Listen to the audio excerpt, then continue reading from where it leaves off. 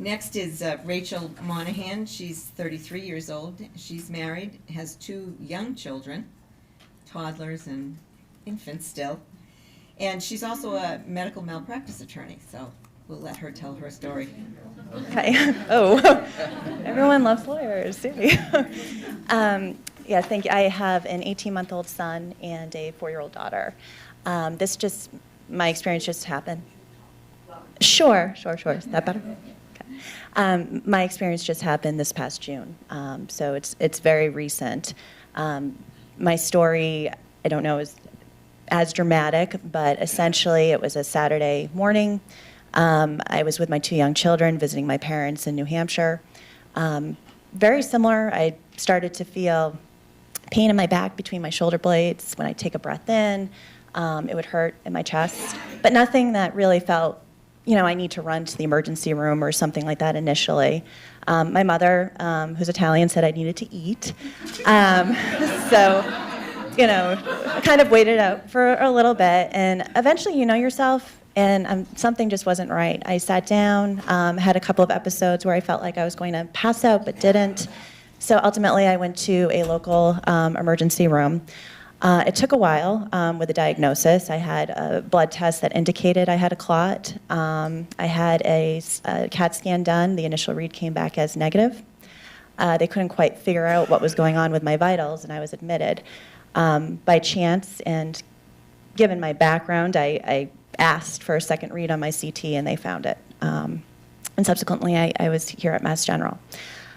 It's one of those things that I think, as far as the decision to go to the emergency room and stressing it, one of these things we feel as patients, am I anxious? Am I going to get the hospital? They're going to think, am I a hypochondriac? Or all these things that go through your head. And I think I am, again, my job. I have a headache and I think I have a brain aneurysm. So, you have to keep it all in check. But ultimately, I think it's so important that when you have these sort of symptoms, whether they're amorphous, just get it checked out and ask questions. And I think that's really hard as lay people sometimes to be sure to ask questions. And I will ask, I'm worried about this. When I went in, I thought, am I having a small heart attack? I thought of a pulmonary embolism. I'd just been working on a PE case, actually. And what are we doing to diagnose this and rule this out? And it's sometimes hard to ask those questions, but I always find that physicians love answering those questions. And I think if you find a physician that doesn't want to answer those questions, you find someone who wants to, no matter how crazy you think that you might be. Subsequent to that, of course, I'm sort of early on in this, so I am on Coumadin right now. I have been offered to go on the other drug. And I think for me personally, I'm comfortable with Coumadin. The big problem that I personally feel is the reversal effect that still sort of bothers me right now. But listening here today, there are other benefits. So I don't know. It's a hard decision. And I think ultimately, they don't know for me what the cause of the clot was. Most likely attributed to the birth control pill, but they're not really sure. So from June to December, in December I have to make a decision. We'll do more tests and figure out long-term what it'll be, and I might have some more consideration then. But for now, I'm more comfortable with warfarin. And again, I don't know if this is normal or not. For me personally, once I started on Coumadin, I live on the North Shore and I commute to Boston every single day for work. And you start feeling more anxious. What if someone hits me and I'm going to bleed out? My husband notices, who also works in Boston, and I'm probably a backseat driver anyway, but he's like, you're really jumpy, and I'm sure I drive him nuts, but I can't help it.